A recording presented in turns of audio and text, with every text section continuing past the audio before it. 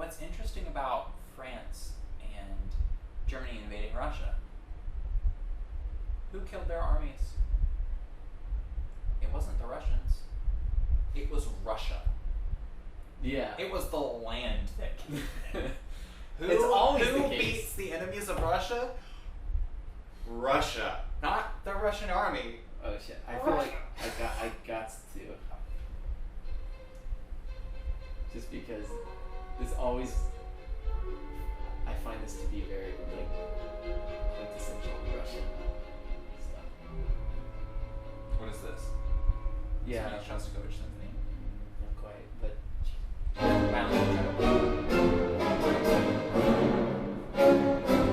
don't know. I think pianist. Oh.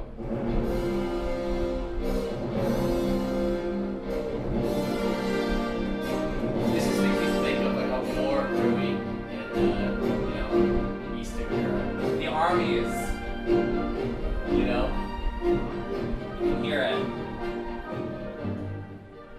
It's very like that Darth Vader kind of march. It sounds. You're right. Oh man, that's why I love Star Wars, because Star Wars takes the history of all that stuff. It's I've heard it called a modern myth, and it's a modern myth for a reason. It's our story of, you know, I'm sorry, the I don't rebellion like of freedom against tyranny, you know. Empires falling Yeah. and trading your soul for like damnation. Nice. Yes. So this is Rachmaninoff. Oh. This is Symphonic Dances. Wow, I'm so off. I love the way he does these dynamics.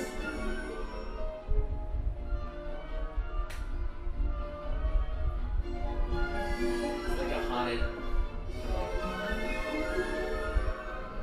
It's just like the cold snow.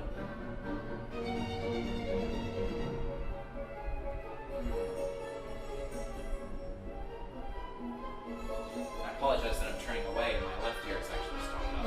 Oh, I'm sorry. Yeah.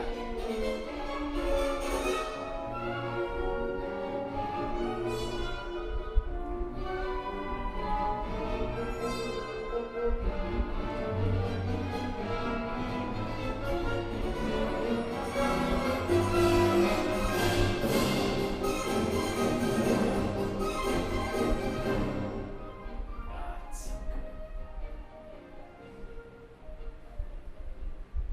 good. Yeah. That's. Huh.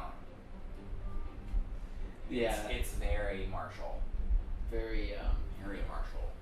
Extremely martial.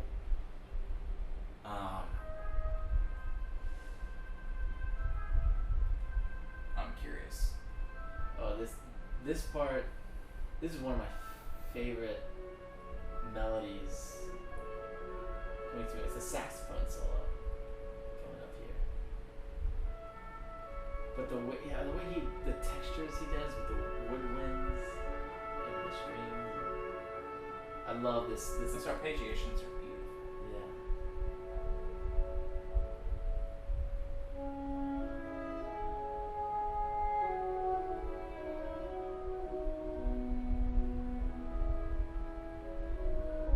See, there's also a sweetness to Russian music, though. Like that yearning. It's so. It's like in the midst of everything, there's still human love. Yeah. There's a humanity that's, and maybe that's why I love Russian music so much, is because When it hits that, it's humanity in spite of all possible odds. yes, yes, yes, that's so true. Like every time I heard this, it actually, this theme, I always thought like, I was thinking back kind of like more like to the Tsar days of like somebody, you know, the kind of corruption and all this stuff, and in the midst of it, maybe somebody character sees somebody that they like love, but they know they would never be able to, you know. Well, it's like you have have your so like the Middle Ages. You know, you have your kings and your corruption, your courts, your intrigue. Yeah. You have your fair maidens and knights. Yeah. I mean, it's There very- is now. It's that thing deep down in I think everybody where it's like there's the hero element, you know. Yes.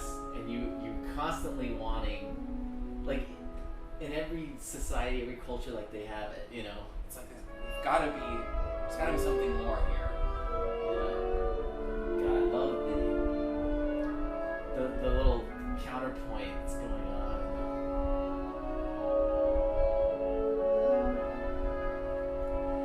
And I love Rachmaninoff writing a saxophone solo. But this right here, holy shit, this.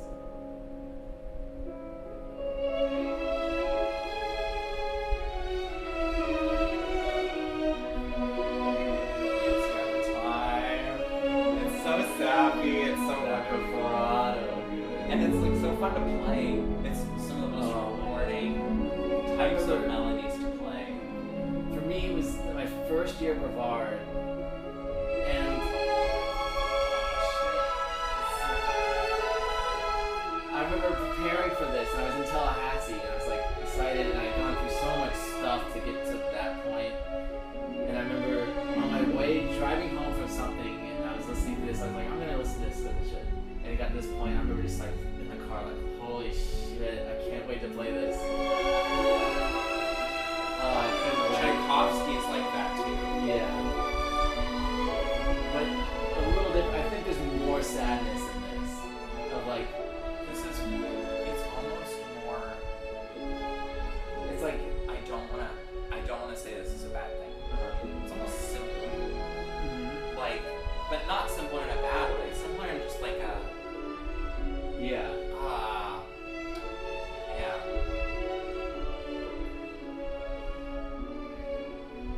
Purer way. Yeah, just. Well, and that's the whole point. Like, that's the whole reason. The book could be more simpler than a guy sees a girl and he. There's like, nothing simpler. behind it though is that idea of like you will never be able to, like, you'll never have that. I mean, which is always And you go back into your chains and you can't go back to Siberia. back to the gulag for you. Yeah, pretty much. So have you heard? I'm sorry, change the No. changing the tone here. Have you heard of Soviet Russian jokes? That sounds extremely dark. Nah, I mean a little bit, yes. So let's see if I can explain it. It's playing off of the grammar of Russian. And so these two statements are the same except for the country of origin. Turn it down. Yes. Yeah. You can change it whenever you want, by the way, but I want to hear and understand this joke. In capitalist America, you cook the books. In Soviet Russia, the books cook you. So you cook the books and the books cook you. It's the verb and the object. Mm-hmm. Their places are switched. So if you literally read Russian in American, it's hysterical. It's hysterical. That's my personal favorite Soviet Russian joke. But aren't they all sort of that way? Which one? In Soviet Russia, car drive you. Yes. You know? Yeah, exactly. Soviet Russia, food eat you. Yeah. Mm. It's way more fun with the terrible Russian accent. Is it? Well, yeah, you gotta. Way more fun.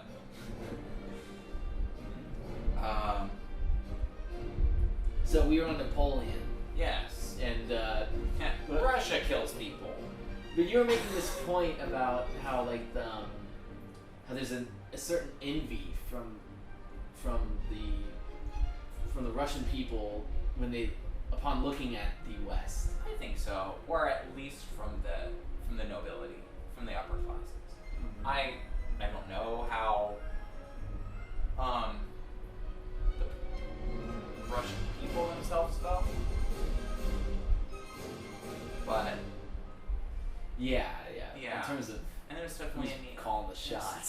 they need to kind of keep up. Yeah, well, you see that in the Cold War.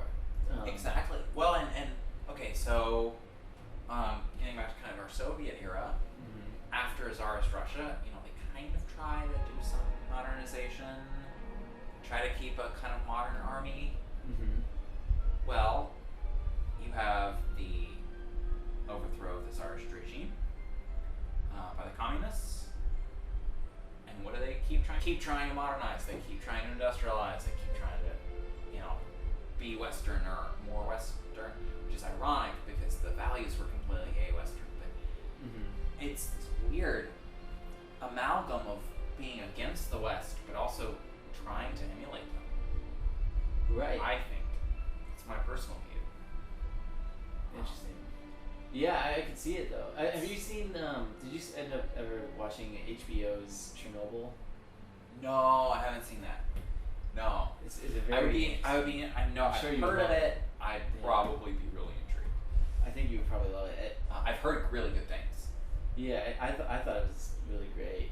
I mean, it kind of blew my mind. I never really knew much about Chernobyl. I knew from Modern Warfare 4. Yeah. Call of Duty, but that was it, you know. And but it's amazing how close, how that whole thing almost could have impacted all of Europe, you know. And that's like if they handled it just slightly. I mean, they've had worse. to.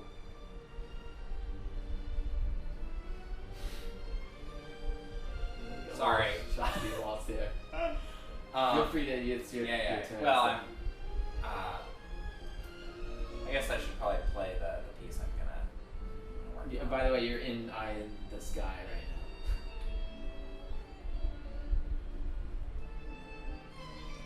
now. Yeah, but there's a great scene in the beginning of Chernobyl when everybody's meeting in the boardroom after it's happened, and they're discussing all of it. And the one guy, this one old Soviet guy, stands up and he gives this really kind of frightening speech when you look at it in the context of basically we need to cover this up because it doesn't matter what happens to us or our families, but all that matters is Mother Russia. That is exactly. It's not the mindset of all Russians or Soviet party members. But boy, I mean, it is some of the most dystopian rhetoric you can imagine, and some of the most dystopian just actions you can